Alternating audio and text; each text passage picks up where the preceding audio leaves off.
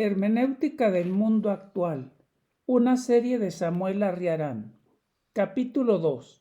La hermenéutica barroca como pedagogía crítica latinoamericana. ¿Qué es la hermenéutica barroca? ¿Por qué definirla como una pedagogía crítica en América Latina? ¿Qué relación tiene con las epistemologías del sur? ¿En qué consiste la conciencia crítica? ¿Puede haber una epistemología barroca latinoamericana?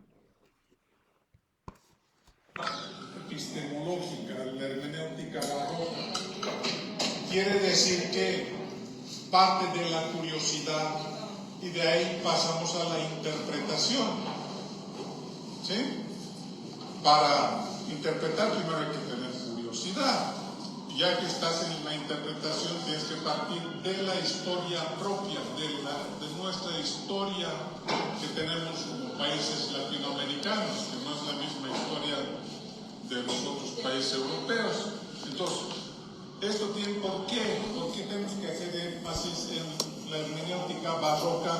Porque la hermenéutica barroca en México parte de una situación del colonialismo. ¿Sí? La historia, como vemos, de los países latinoamericanos viene de la época prehispánica, pero luego se desarrolla con instituciones coloniales, luego republicanas hasta la época moderna, que es otra forma de colonialismo, ¿no? Entonces tenemos que entender que la hermenéutica barroca se opone al conocimiento como poder, como saber, poder, ¿sí? Como lo que la colonia impone como conocimiento. En la colonia, ¿qué se impone? La religión como forma de conocimiento. Todos debemos de creer en Dios, todos debemos que adorar a la Virgen, a los santos. Así se les ha manipulado a los indios y se les ha hecho creer que esa es forma de ser, forma de conocer. Entonces, la hermenéutica barroca parte del hecho de que eso es falso, de que eso es poder, no es verdad. ¿Sí? Entonces, vemos cómo es importante entender que la historia de México, la historia de los países latinoamericanos, tiene su propia epistemología, que es una epistemología del mestizaje y del colonialismo, ¿no? Entonces, eso es lo que tenemos que entender. Si entendemos bien eso, vamos a comprender que vamos a hacer una ecopedagógica, por ejemplo, pero a partir de los problemas ecológicos que tenemos. ¿Sí? No podemos hablar del calentamiento global en general, en abstracto, porque eso hablan en todas partes. El problema es el agua aquí, que no hay agua. Pues, o sea, son cuestiones más básicas que nos debe interesar para hacer una hermenéutica adecuada a la realidad que estamos viviendo. No hay leche, en las escuelas se les enseña leche y les falta leche, pues entonces, ¿cómo está mal la cosa? Pues en vez de alfabetizarlos, se les debe dar leche primero, ¿no? Pues primero la alimentación. Entonces, eso hace que hablemos del gran tema de la educación barroca hermenéutica, es la multiculturalidad. Eso ya lo empezamos a hablar cuando vimos el video de obsesión. ¿Sí? Eso quiere decir que en el aula hay multiculturalidad, no hay una sola cultura, no hay un solo conocimiento, no hay una sola manera de comprender el mundo, hay varias maneras. Puede haber en el aula el profesor que siempre tiene sus favoritos, ¿verdad? Ayer era un chino, no, el favorito era un chino, es un ejemplo así, todos debían ser como chinos, pero también había un africano, y el africano no era buen ejemplo porque era el más rebelde y el más gritón y no le tenía miedo al profe, ¿verdad? Y las chavas también muy rebeldes, muy cuestionadores. Esmeralda, ¿cómo se atrevía a decirle en su cara al maestro? ¿No? Entonces, vemos que cada quien respondía a una cultura diferente. El maestro enseñaba por su cultura que traía de escuela, y en cambio Suleiman viene de África, entonces traía su conocimiento del África. Entonces, esa es la multiculturalidad. Aquí en el aula, en la escuela urbana, en la pedagógica, tenemos alumnos que vienen de Oaxaca, de Guerrero, de Chiapas, vienen de Guatemala, vienen de Argentina, entonces se mezclan varias culturas. Entonces, eso se llama multiculturalismo.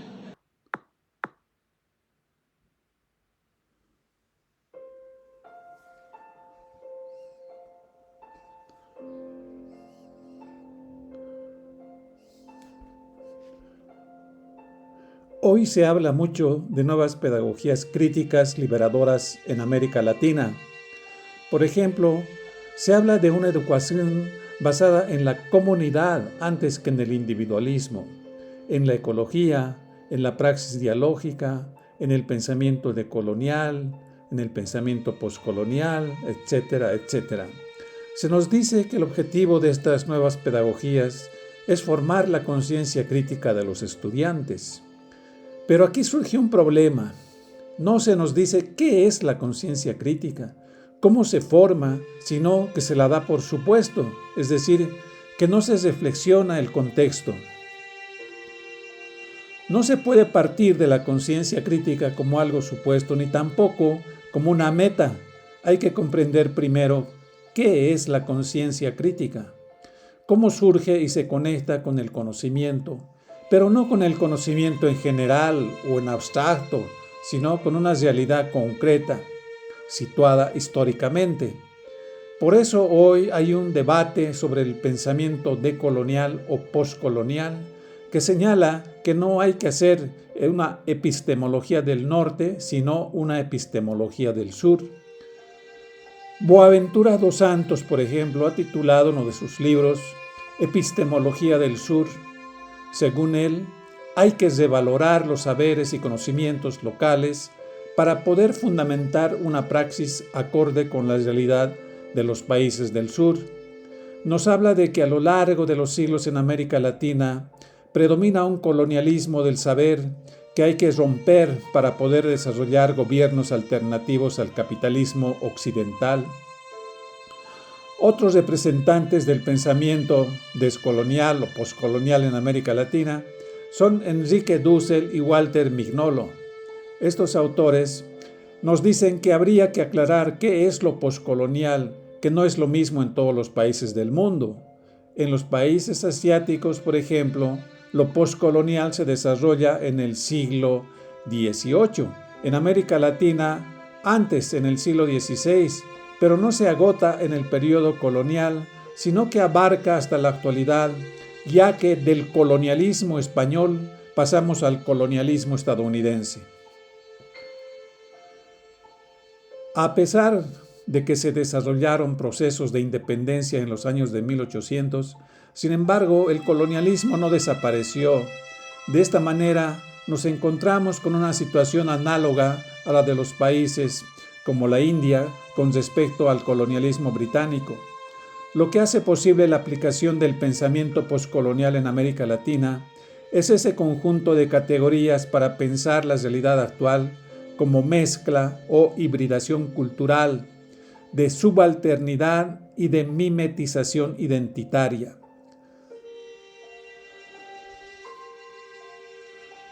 La situación de nuestros pueblos indígenas es similar a los pueblos hindús, ya que el problema principal es la cuestión de la identidad, de su posición en la estructura de poder.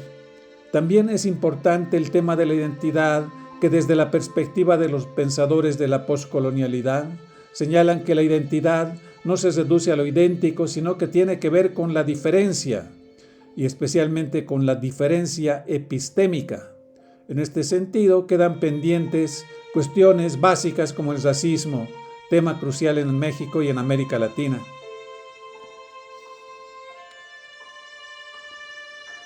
Un problema que la perspectiva poscolonial pone de relieve es el tema del racismo. No por nada se basan en anteriores filósofos como Frantz Fanon, Sartre o Edward Said. En estos autores ya había una visión del tema del racismo como problema de la otredad relacionada con el hecho de mirarse desde la visión del otro. El oprimido se identifica siempre con el opresor. En el caso de los países de América Latina, sobrevive este problema a través del permanente proceso de mimetización y blanqueamiento. Aquí se aplica lo que dice Homi Bhabha sobre el mimetismo como un fenómeno que tiene que ver con el modo en que el oprimido intenta liberarse. También Bolívar Echeverría ha señalado este aspecto de la blanquitud, aunque sin ninguna relación con la teoría de lo poscolonial. Es interesante señalar, como lo hace Walter Mignolo, que hay una categoría faltante en la obra de Dussel, es la de criollo. ¿Puede afirmarse lo mismo de la obra de Bolívar Echeverría? Para Bolívar, el mestizaje barroco no debe confundirse con el criollismo, error de la mayoría de los historiadores mexicanos y latinoamericanos. Este error estaría en la ubicación que se hace del nuevo sujeto que emerge en el choque de los españoles con los indígenas. No se trata de la figura del criollo novohispano, se toma por tal figura a lo que solo es reflejo de ella.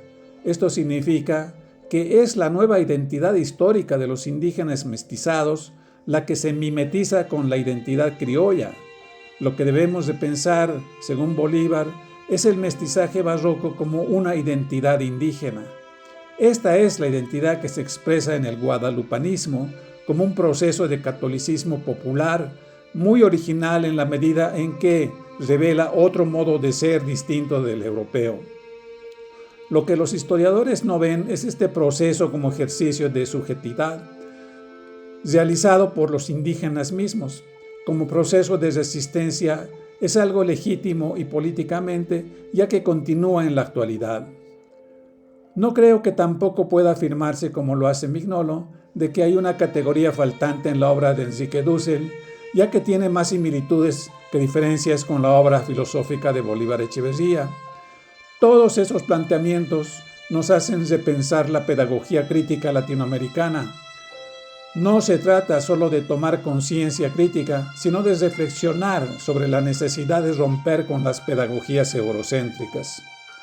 En este sentido, la hermenéutica barroca se plantea como una epistemología del sur, apoyándose en el proceso del mestizaje cultural y la necesidad de superar el racismo que se impone como dominación epistemológica de la raza blanca occidental. Por eso tiene sentido hablar de epistemicidio como negación de los saberes y conocimientos locales diferentes del occidente europeo. Fin del podcast. Soy Samuel Asguerán. Nos vemos en el siguiente capítulo. Muchas gracias por escucharnos.